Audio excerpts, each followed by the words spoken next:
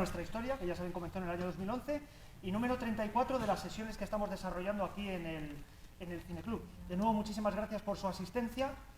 y nada, comenzamos. Había una deuda pendiente con el cine de Preston Sturges en el Cineclub, porque en estas 324 sesiones que llevamos ya, se van a cumplir ahora los 10 años de nuestra historia en octubre, no le hemos dedicado ninguna a Preston Sturges, y yo creo que realmente eso es una deuda clara que teníamos. Sirva la sesión de hoy como una introducción a la obra de este gran cineasta americano y también como una promesa de que se puede recuperar sus películas en un futuro en alguno de los próximos ciclos que podamos hacer. Incluso yo creo que sería muy interesante dedicarnos a su cine de finales de los años 40, sus últimas grandes películas, porque yo creo que realmente ahí es donde desarrolla realmente toda su personalidad y sobre todo su estilo cinematográfico, que es muy particular. De todas formas, hoy tenemos la que quizás es su película más célebre, más famosa y quizás la más querida por los espectadores. Es algo bastante curioso, quizás por algunos elementos que tiene muy claros, que apelan directamente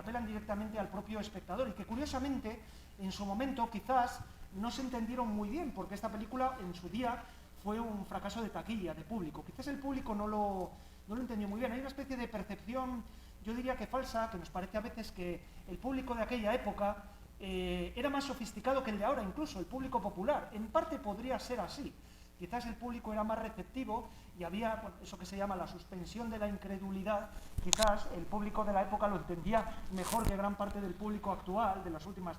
no tanto actual como de las últimas 3 o 4 décadas, que quizás se ha ido volviendo un poco más cínico, un poco más resabiado. En ese sentido yo creo que no era tanto así, que el público fuese muy sofisticado, como que el cine realmente era muy sofisticado. Y en Hollywood realmente se llegó a unos niveles de elaboración y de inteligencia, porque Sturges es el ejemplo además de una de las formas de hacer cine y de concebir el cine más inteligentes sobre las que se pueda pensar. Yo creo que iba un poco más por ahí, pero fíjense que esta película ahora mismo, seguimos 80 años después hablando de ella, sigue siendo una película de éxito, que reúne a los espectadores además se divierten, les resulta además original, y en su momento quizás no se vio así, no se entendió muy bien lo que Preston Sturges quería hacer. Sin embargo, ya digo, sigue siendo, por ejemplo, una película muy prestigiosa, incluso en Estados Unidos, donde muchos cineastas están muy olvidados y quizás se les ha tenido que recuperar o se les sigue recuperando en Europa. Sturges sigue siendo un cineasta muy importante, muy querido y muy reconocido.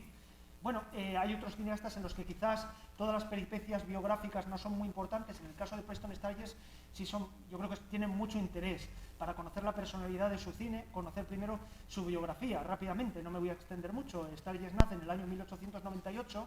y muy pronto sus padres se divorcian, cuando él es prácticamente un bebé, es un niño muy, muy pequeño. Su madre, que debía ser una personalidad realmente muy interesante y muy fascinante, su madre se va a vivir a París, que es donde vive Sturges en los primeros años de su infancia. Luego, el resto de su infancia, juventud, lo va a desarrollar entre París y Estados Unidos. Él, por ejemplo, va a estudiar en varios países, en varios colegios de distintos países de Europa, y yo creo que eso determina muy bien mucho su personalidad. Hay que tener en cuenta, claro, lo que era Europa en aquel momento, en el ambiente preguerra, y también, claro, lo que era Europa en lo referido, pues bueno, al ambiente cultural, al ambiente artístico, que rápidamente, pues bueno, moldeó un poco la personalidad del niño. Para que se hagan una idea, una de las mejores amigas de su madre era Isadora Duncan, la bailarina. Es decir, quiero decir, hay una serie de rasgos que realmente convierten su biografía en la biografía de alguien fuera de lo común. Hay otro elemento, que su madre posteriormente se casó con un señor que fue el que le dio el apellido además, Sturges, que era un hombre de negocios, de éxito, y cuya personalidad arrolladora, al parecer, influyó mucho al pequeño Preston Sturges, hasta el punto de que la vocación de Sturges no era tanto artística como comercial, de convertirse en un hombre de negocio, en un comercial. Él incluso se dedicó al negocio, por ejemplo, el negocio de la cosmética, en el que estaban metidos su madre y su padre adoptivo, y ya pronto comienza a desarrollar una gran capacidad de invención, pero invención en todo el sentido, es decir, como inventor. Posteriormente, en los años 20, es conocido que Sturges, por ejemplo, inventará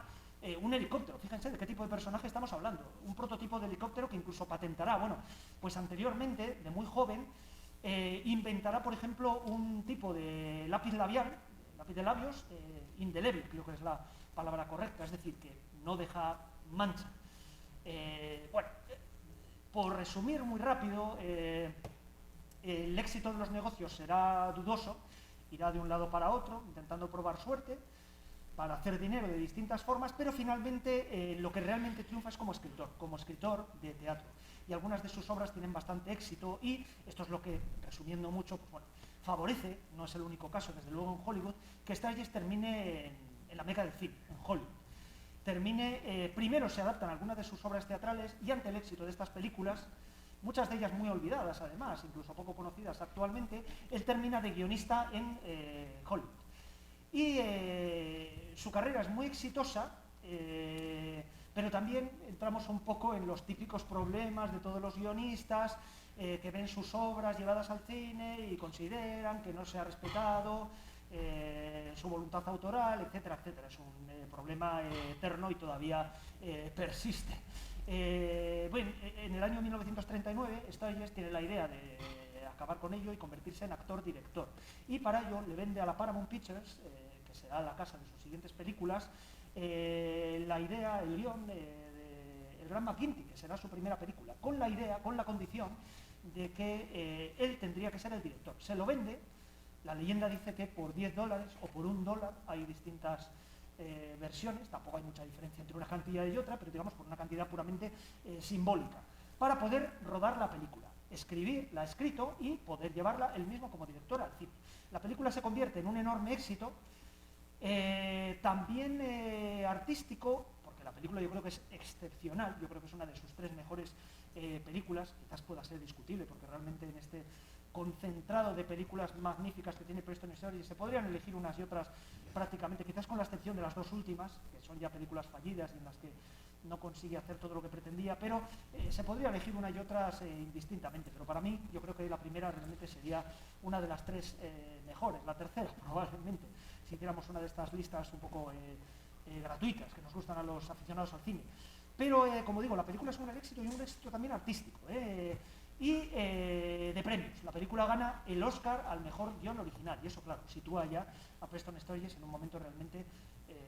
excepcional de su carrera, que no se va a repetir después con tanta intensidad, aunque va a tener varios éxitos, pero realmente lo que va a suceder en los 10 años siguientes va a ser una situación con muchos altibajos, éxitos, fracasos, etcétera, y fíjense que es un caso bastante particular y bastante único, porque prácticamente entre el año 40-48 es cuando, de manera concentrada, insisto, Preston Sturges hace prácticamente toda su carrera, y esto es un caso bastante raro. Después, en los años 50, él muere bastante joven, muere en el año 58, cuando tiene 59, 60 años, intenta hacer una especie de gran regreso a Hollywood, pero no lo logra.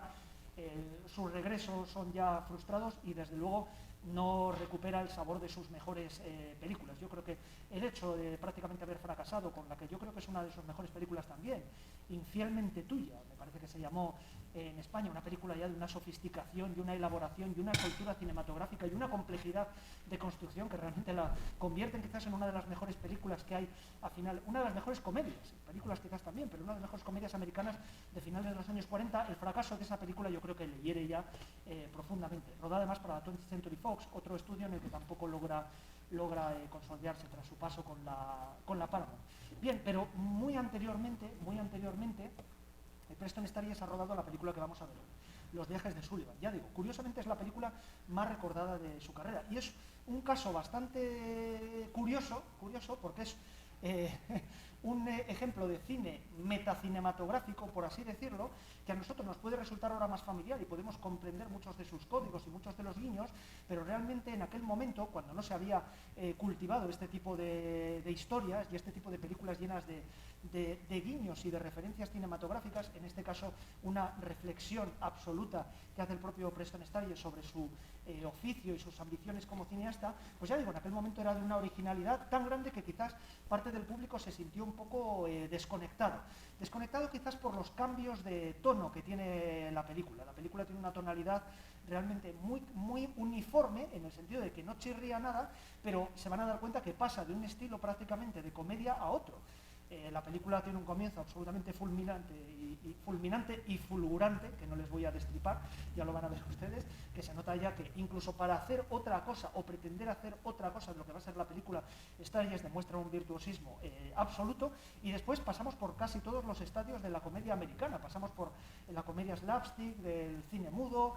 se pasa a las comedias más sofisticadas de piscinas y millonarios. De repente la película va adquiriendo tonalidades muy oscuras hasta que prácticamente hay como un cuarto de hora casi al final de la película, que es casi una especie de pesadilla casi que nos remite al cine social de principios de los años 30, al cine de William Wellman, o quizás el gran cine duro, negro de la Warner también de años anteriores. Y un final que evidentemente no les destripo, que es muy, muy ingenioso, muy sorprendente e incluso muy emocionante, pero que ya digo, claramente está pasando por distintos estados, por distintas etapas de toda la comedia, y no solo de la comedia, también del drama de Hollywood de los años anteriores. Claro, el secreto, ya digo, el secreto está en que Sturges, desde prácticamente el principio, era una persona de una brillantez y de un virtuosismo que podía hacer algo así sin que realmente nos chirríe en ningún momento. Dense cuenta que esta es una película, tiene también una particularidad que es curiosa, que es una película de tesis, pero contra las películas de tesis. Ya ahí hay una especie de malabarismo absoluto, que luego podemos comentar además en el debate, que puede ser realmente interesante, si eso es una contradicción o no es una contradicción, porque a veces incluso algunos detractores, entre comillas, porque realmente la brillantez de esta película es casi, en fin, no se puede contradecir demasiado, pero los que, digamos, han puesto algún pero a la película pueden tirar un poquitín por ahí. El propio Bertrand Tavernier, Jean-Pierre Coursaudon, en su, por otro lado, fundamental 50 años de cine americano, pues bueno, le ponen unos peros a la película por ese lado, reconociendo que realmente, incluso poniéndole ese pequeño, no problema, porque la película en ese sentido no es problemática, en el sentido de que hay algo defectuoso, pero esa pequeña reclamación a la película, incluso el propio Preston Sturges es consciente de cualquier cosa que se pueda decir al respecto, y no es que nadie guarde la ropa, sino que lo hace todo extremadamente preciso y cerrado para que incluso la película pueda contestar a esas pequeñas dudas. Todo esto parece muy complicado, pero se van a dar cuenta ustedes cuando vean la película, y sobre todo yo creo después en el debate. Rápidamente, hay varios elementos en la carrera de Preston Sturges, no voy a comentar tampoco mucho sus otras películas porque no las tienen ustedes presentes seguramente, pero que se pueden adecuar perfectamente a Los viajes de Sullivan. ¿Cuáles son las innovaciones que hace Preston Sturges en la comedia? Yo creo que hay una muy clara, que es que introduce una gran dosis de realismo, en todos los sentidos de la expresión, y aquí se va a ver además muy claro. Entonces, el realismo más la comedia lo que produce es sátira. Y yo creo que es el gran cineasta satírico de Hollywood, porque Hollywood, curiosamente, y el cine americano no ha sido muy dado a las sátiras. Y cuando se ha hecho, no se ha hecho muy bien quizás, y muchas veces se ha hecho con cierta sensación externa, de como si hubiese una especie de martillo moral sobre los personajes. Esto sucede, por ejemplo, a veces en el cine, en el cine de Billy Wilder, a veces sucede, con todos los valores que tienen, a veces sí se ve que hay una cierta distancia o superioridad moral sobre los personajes. Aunque ya digo, pueda tener incluso películas satíricas bastante logradas. En Preston Sturges esto no sucede, es decir, hay una cercanía absoluta sobre los personajes que se intenta definir, aunque estén insertos en una sátira de lo más corrosiva, y tiene algunas que luego podemos comentar que realmente son inconcebibles a los límites a los que llegó. El otro elemento muy claro es la recuperación del burlesco del cine mudo, es decir, el cine cómico del cine mudo, el cine, por decirlo rápidamente, de tartazos, de caídas, etcétera, que se puede identificar, por ejemplo, con el cine del gordo y el flaco. Por ejemplo, aquí, hay una secuencia que es claramente un homenaje a ese tipo de cine. Secuencia que viene además con un comentario anterior. Ya verán, el ingenio de la película llega un poco hasta ahí. En ese sentido, claro, estaba recuperando Preston Sturges algo que para el público resultaba ya cosa del pasado, porque ese tipo de comedia, es un momento además en el que la comedia está cambiando mucho, cuando llega Preston Sturges, ese tipo de comedia, por ejemplo, pues bueno, ya no se aceptaba tanto, no resultaba ya una cosa tan de estar tan en el ambiente y tan presente en las películas como podía haber estado, pues ya digo, 15 años antes en el cine mudo. Y luego también el tema claro de Preston Sturges, lo van a ver aquí, es la simulación de la realidad. Sus películas están llenas de personajes que se multiplican, se transforman, se disfrazan, adoptan otras identidades o incluso van más allá. Intentan que la propia realidad adopte una identidad o unas apariencias con las que no tienen nada que ver. Eso es un tema constante en el cine de Preston Sturges, y con algo que yo creo que muchas veces no se ha comentado tanto, que puede